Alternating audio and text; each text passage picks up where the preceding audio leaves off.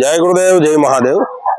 એક નાની એવી વાર્તા છે કે ટીટોડીએ સમુદ્ર કિનારે ઈંડા મૂક્યા અને ઈંડા છે સમુદ્રના મોજામાં આવી અને સમુદ્રમાં વહી ગયા। ટીટોડી સમુદ્રમાંથી એક ચાંચમાંથી એક ટીપું પાણી ભરી અને બહાર ખાલી કરે। આ બધા પક્ષીઓ જોયું એટલે ટીટોડીને પૂછવા લાગી કે તું આ શું કરે છે? ત્યારે ટીટોડીએ કીધું કે મારા ઈંડા સમુદ્ર લઈ ગયો છે, હું સમુદ્રને ખાલી કરી અને આ ઈંડા પાછા મેળવીશ। તો પક્ષીઓ કહે કે આવું થોડું થાય, સમુદ્ર તારાથી ખાલી ન થાય અને ઘણું બધું કીધું। ત્યારે ટીટોડીએ બે જ વાક્ય કીધા, સલાહની જરૂર નથી, સહકાર આપો। તો બીજા પક્ષીઓ એની સાથે જોડાઈ ગયા અને પોતાની ચાંચમાં પાણી લઈ અને બહાર ખાલી કરવા લાગ્યા।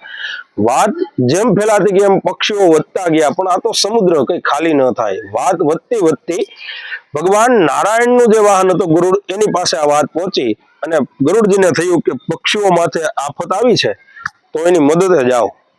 ગરુડજી સમુદ્રે આવ્યા અને સમુદ્રની અંદર બંને પાંખો ફેલાવી અને સમુદ્રમાં હિલોચા મારવા માંડ્યા। એટલે સમુદ્ર ગરુડજીના શરણે આવ્યું કે પ્રભુ આપ આ શું કરી રહ્યા છો?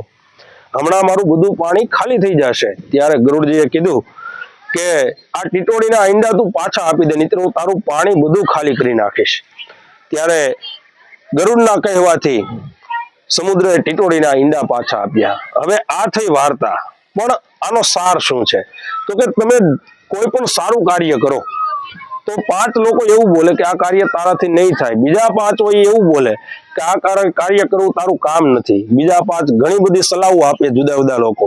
પરંતુ મનુષ્યએ પોતાનું કર્મ પોતાના મનથી અને હૃદય જે કે એ જ કરવું જોઈએ, એમાં જરૂર સફળતા મળે છે। જે અંતરાત્મા ના પાડે ક્યારેય ન કરવું, બાકી દુનિયાની વાત સાંભળી અને ક્યારેય પણ જીવવું નહીં। હર હર મહાદેવ, જય ગુરુદેવ।